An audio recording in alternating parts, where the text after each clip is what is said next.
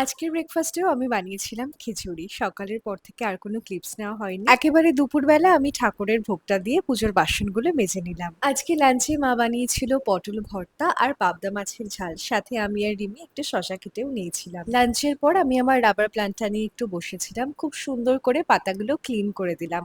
তোমরা যারা indoor plant রাখো তারা অবশ্যই এই স্টেপটা ফলো করো। আজ আমি রাবার প্ল্যান্টের প্লেসমেন্টটা চেঞ্জ করেছি, তার সঙ্গে বেবি প্ল্যান্টটাকেও অ্যাড করেছি। আজ একটা নতুন বেডশিট পেতেছি, তার জন্য ভাবলাম সুন্দর করে কিছু ফটো তুলি। আর এই ফটোগুলো তো তোমরা আগেই দেখেছো। বিকেলের দিকে আমি আর রিমি একটা কাজে বেরিয়েছিলাম, আর বেরোনোর সাথে সাথেই তো এরা আমাদের পিছু নিয়েছে।